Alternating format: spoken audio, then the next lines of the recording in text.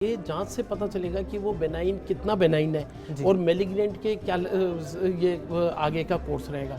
पर सबसे पहली चीज़ है कि जैसे हमने चर्चा की थी कि इसके कोई भी लक्षण को लापरवाही से नहीं लेना चाहिए, क्योंकि जल्दी डायग्नोसिस में ही सफलता है। जितना अच्छा जल्दी बीमारी का डायग्नोसिस होगा, अल्टीमेटली रिजल्ट भले ही ट्यूमर बेनाइन है या मेलिग्नेंट है, इसके रिजल्ट उसी पे डिपेंड करेंगे कि उसका डायग्नोसिस कितना जल्दी हो पा रहा है। जी डॉक्टर साहब, बहुत बार ऐसा देखा गया है कि लोग रेडिएशन जो थेरेपी होती है ब्रेन ट्यूमर के लिए, उसमें बड़ा कंफर्टेबल फील नहीं करते हैं। उन्हें डर होता है कि रेडिएशन से कुछ ना कुछ खतरा होगा उन्हें। बिल्कुल, आपने बहुत अच्छा सवाल पूछा। इसमें देखिए, ये हर ट्यूमर में रेडिएशन की जरूरत नहीं होती, पहली बात जी, क्योंकि कुछ सारे ट्यूमर्स हैं, जैसे पिट्यूटरी ग्लैंड का ट्यूमर है, यदि वहाँ पे हार्मोन सीक्रेट कर रहा है और ये वो हार्मोन सेंसिटिव है, तो जैसे ही अपन उसको स्पेसिफिक मेडिकेशन पे रखेंगे, ट्यूमर रिग्रेस करना शुरू हो जाता है। तो पहली बात तो ये है कि हर ब्रेन ट्यूमर में रेडिएशन की जरूरत नहीं होती, रेडियोथेरेपी की।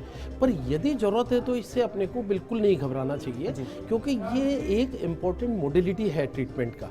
तो यदि रेडियोथेरेपी की आवश्यकता है तो इसमें लॉन्ग टर्म रिजल्ट इस पर डिपेंड करते हैं कि अपन ने कितना जल्दी प्रॉपर रेडियोथेरेपी लिया है। ऑल्दो उसके थोड़े बहुत कॉम्प्लिकेशन होते हैं जो इमीडिएट वो मेडिसिन से और सबसे मैनेज हो जाते हैं, पर इससे मन में डर रखने की बिल्कुल ज़रूरत नहीं है, क्योंकि रेडिएशन डिलीवर करने की टेक्निक्स में भी बहुत एडवांसमेंट हो गया है। तो आजकल पहले जैसे कॉम्प्लिकेशंस, आजकल उतने ज़्यादा कॉम्प्लिकेशन देखने को नहीं मिलते और रिजल्ट्स भी बहुत इंप्रूव कर गए। प्रॉपर रेडियोथेरेपी यदि सही टाइम पे दी जाए तो इसमें मन में अपने को कोई एप्रीहेंशन रखने की कतई आवश्यकता नहीं है। जी डॉक्टर साहब, आपसे जानना चाहूँगा कि अगर कोई व्यक्ति ऑपरेशन करा रहा है ब्रेन ट्यूमर का, तो उससे पहले क्या क्या कॉम्प्लिकेशंस उसके सामने आती है और क्या क्या सावधानियाँ रखनी चाहिए? बिल्कुल, देखिए, सबसे पहली चीज़ है कि जैसे उसको सिर दर्द शुरू हो जाता है, उसको वॉमिटिंग्स आने लगती है, आंखों की रोशनी में फ़र्क पड़ता है, तो सबसे पहली चीज़ तो ये है कि अपने को उसमें ब्रेन में स्वेलिंग कम करने की दवा देते हैं। जो ब्रेन में सूजन आ रही है उसको कम करना चाहते हैं। इसके अलावा यदि ब्रेन ट्यूमर का पेशेंट यदि दौरे से प्रेजेंट कर रहा है तो उसको दौरा रोकने की दवाई साथ के साथ देनी होती है। उसकी वजह से कई बार ब्लीडिंग के कॉम्प्लिकेशन होने लगते हैं, जैसे उसमें ब्लड क्लॉटिंग एबनॉर्मल होने लगता है, उसको ट्रीट करने का मेडिसिन देना होता है। तो ये सब जो मेडिकल मैनेजमेंट है, ये ट्यूमर के डायग्नोसिस के साथ ही शुरू हो जाते हैं। यदि सर्जरी अपन मान लीजिए थोड़े टाइम बाद भी कराना चाहते हैं। आपको रुकना चाहूंगा, अभी एक दर्शक हमारे साथ टॉक से जुड़ी है, अनीता जी हैं। अनीता जी, आपका बहुत बहुत स्वागत है हमारे शो में। अपना सवाल पूछिए डॉक्टर साहब से। सर, मेरे सर में दर्द होता है बहुत। हाँ जी। और मैंने जयपुर की दवाइयाँ भी खा रही हूँ, मगर मेरे कुछ फर्क नहीं है। आपकी उम्र कितनी है? मेरी उम्र 23 साल है। देखिए, यदि जो सरदर्द रूटीन मेडिकेशंस को रेस्पॉन्ड नहीं कर रहा है ना, जिसमें आपको फ़ायदा नहीं हो रहा है, तो इमीडिएटली एक बार ब्रेन का टेस्ट करा लेना चाहिए। उससे अपने को ये क्लियर हो जाएगा कि इसका कोई कारण तो नहीं है। जिसे अपन साधारण सिरदर्द समझ रहे हैं, उसमें कई बार ये देखने को मिलता है कि उसमें अंदर कोई ब्रेन के अंदर कोई मान लीजिए कोई सूजन है या कोई और परेशानी है, तो वो टेस्टों से इमीडिएटली कन्फर्म हो जाएगा। तो आपको एक बार ये न्यूरोलॉजिस्ट या न्यूरोसर्जन से कंसल्ट करके इमीडिएटली टेस्ट करवाना चाहिए। डॉक्टर साहब, के लिए एक और दर्शक हमारे साथ जुड़ गई हैं, दीक्षा जी हैं झालरा पाटन से। दीक्षा जी, आपका बहुत बहुत स्वागत है हमारे शो में। अपना सवाल पूछिए डॉक्टर साहब से। नमस्ते डॉक्टर साहब। नमस्ते। मुझे सुबह सुबह बहुत ज़्यादा सर दर्द होता है, या अगर थोड़ी सी भी कुछ भी टेंशन होती है तो मतलब बहुत ज़्यादा स्ट्रेस के साथ बहुत ज़्यादा ही पेन होने लगता है, तो उसका रीज़न क्या है? देखिए, ये जो सुबह सुबह जो होने वाला सिर दर्द है, इसमें कई बार तो केवल स्ट्रेस से रिलेटेड हेडेक भी हो सकता है। कई बार माइग्रेन के कुछ टाइप्स होते हैं जिनमें भी हेडेक इस टाइप से हो सकता है। पर ये सब कंफर्म करने से पहले, मतलब इसका प्रॉपर ट्रीटमेंट के साथ में आपको एक बार कंसल्ट करना चाहिए, क्योंकि यदि मान लीजिए आपको कोई जांच की ज़रूरत है तो वो सही टाइम पे करा के फिर ट्रीटमेंट लेंगे तो आपको ज़्यादा बेनिफिट मिलेगा। जी दीक्षा जी, उम्मीद करते हैं कि आपको आपके सवाल का जवाब मिल गया होगा। डॉक्टर साहब, अब हम बात कर रहे थे कि ऑपरेशन से पहले जो कॉम्प्लिकेशंस होती है उस बारे में।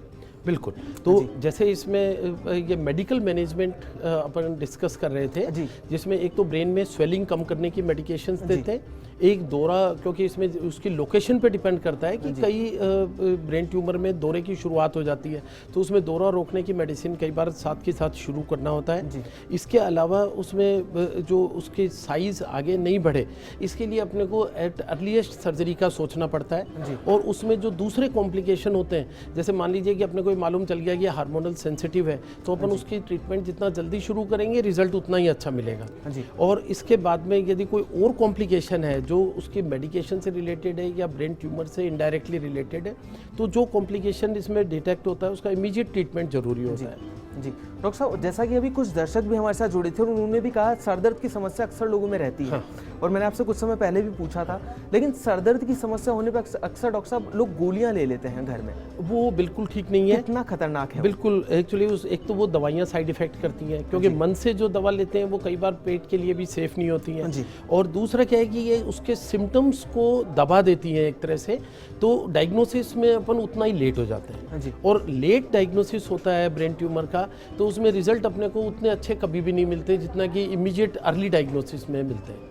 तो सिरदर्द यदि मान लीजिए कुछ स्पेसिफिक टाइप की सिचुएशन है, जैसे बुजुर्गों में सिरदर्द है, या जैसे सिरदर्द हो रहा है पर उसका पैटर्न एकदम से चेंज हो गया, या सिरदर्द के साथ में आंखों की रोशनी में फ़र्क पड़ रहा है, या सिरदर्द के साथ में एक साइड के हाथ पैर में कमजोरी आ रही है, सूनापन आ रहा है, या चेहरे पे कोई टेढ़ापन आ रहा है, तो यदि सिरदर्द के साथ ये सब लक्षण है तब तो अपने को खास तौर से इसको बड़ा सीरियसली लेना चाहिए, और इसमें जितना जल्दी अपन परामर्श करके डायग्नोसिस रखेंगे उतना ही अच्छा इसमें अपने को रिजल्ट मिलेंगे।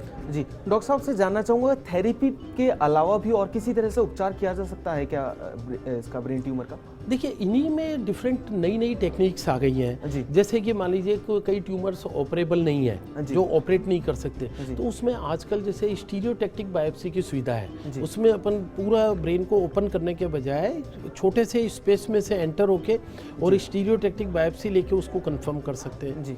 दूसरा जो ऑपरेबल ट्यूमर नहीं है, या जैसे मान लीजिए उसमें मेडिसिन इफेक्टिव है, जैसे अपन चर्चा कर रहे थे कि हार्मोन्स वाले जो ट्यूमर्स हैं, हार्मोनल सेंसिटिव है, उसमें मेडिकेशन से ही काफ़ी हद तक सफलता मिल जाती है, और बाकी फिर ये मोडेलिटी अपने को पेशेंट टू पेशेंट डिसाइड करना होता है कि उसमें पर्टिकुलरली कोई थेरेपी ज़्यादा यूज़फुल है, या अपने को सर्जरी के बाद में कुछ ट्यूमर्स हैं जिसमें एक बार ऑपरेट होने के बाद में कुछ भी नहीं करने की ज़रूरत होती, न रेडियोथेरेपी की ज़रूरत होती, न कीमोथेरेपी की ज़रूरत होती।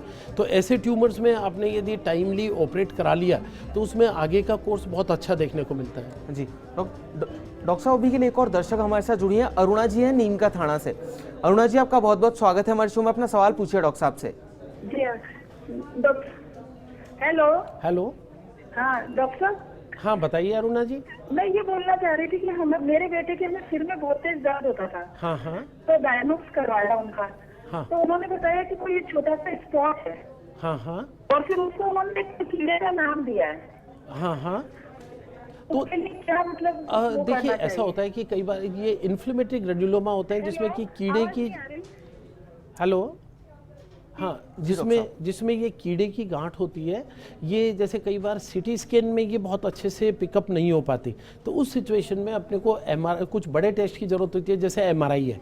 यदि एमआरआई इंजेक्शन के साथ करते हैं तो अपने को बहुत अच्छे से ये क्लियर हो जाता है कि ये ब्रेन ट्यूमर नहीं हो के सिंपल कीड़े की गांठ है, तो उसमें वो मेडिसिन से ही ठीक हो जाती है, उसमें सर्जरी की कोई रिस्क नहीं होती, कोई रेडियोथेरेपी नहीं होती, वो सिंपल मेडिकेशन से पूरी तरह इम्प्रूव हो जाते हैं पेशेंट। जी डॉक्टर साहब से जानना चाहूँगा, जब ट्रीटमेंट चल रहा होता है व्यक्ति का तो बहुत ज़्यादा कमज़ोर महसूस करता है वो, तो किस तरह का न्यूट्रिशन लेना चाहिए व्यक्ति को जिससे कि वो, देखिए, इसमें हर जगह सबसे इम्पोर्टेंट रोल होता है बैलेंस्ड डाइट का। जी, कि जैसे अपन जो खाने को ले रहे हैं उसमें प्रोटीन्स भी अप्रोप्रिएट क्वांटिटी में होने चाहिए, कार्बोहाइड्रेट्स भी होने चाहिए, डिफरेंट विटामिन्स, मिनरल्स, है ना, फैट, ये भी रिक्वायर अमाउंट में होने चाहिए। तो बेसिकली जैसे फल है, दूध, दही, ये हरी सब्जियां हैं, या अपने जो प्रोटीन्स वाली चीज़ें, ये सब अपने को साथ में पूरा सही अनुपात में लेनी चाहिए, जिससे कि ये ट्रीटमेंट या ब्रेन ट्यूमर से रिलेटेड यदि वीकनेस आ रही है तो उसमें यदि अपन बैलेंस डाइट का पूरा ध्यान रखते हैं तो फिर ये कमजोरी वाली प्रॉब्लम्स काफ़ी हद तक कंट्रोल हो जाती है, और यदि पर्टिकुलरली किसी चीज़ की डेफिशिएंसी है तो उसको अलग से सप्लीमेंट किया जा सकता है। डॉक्टर साहब, आखिरी में आपसे बिल्कुल शॉर्ट में मैं जानना चाहूँगा कि अगर किसी को ब्रेन ट्यूमर की समस्या ना हो, उसके लिए क्या क्या सावधानियाँ बरतनी चाहिए? देखिए, इसमें एक तो अनावश्यक रूप से अपने को मोबाइल का बहुत ज़्यादा यूज़ नहीं करना चाहिए। दूसरा, डाइट में सिंपल और जो संतुलित आहार है उसके ऊपर ज़्यादा निर्भर रहना चाहिए। जहाँ तक हो सके एनवायरनमेंट में पोल्यूशन का कंट्रोल भी इसमें इनडायरेक्टली काफ़ी हेल्पफुल रहेगा। तो इन सब चीज़ों को जितना अपन कर सकें उतना ज़रूर प्रयास करना चाहिए। जी, तो दोस्तों, बीमारी का इलाज ही बीमारी का निदान है, तो सही इलाज लें। आशा करते हैं कि हमारे शो आपको बहुत पसंद आया होगा। डॉक्टर साहब का बहुत बहुत धन्यवाद हमारे शो में आने के लिए, हमारे दर्शकों को इतनी सारी जानकारी देने के लिए। धन्यवाद। तो अगर आप भी जानना चाहते हैं अपनी बीमारी से संबंधित कोई भी जवाब, तो आप हमें कॉल कर सकते हैं, आप हमें ईमेल भी कर सकते हैं। हमारा ईमेल आईडी है healthfirst@firstindianews.com। अगले शनिवार फिर होगी आपसे मुलाकात किसी नई बीमारी के इलाज के साथ। तब तक के लिए शुक्रिया, नमस्कार।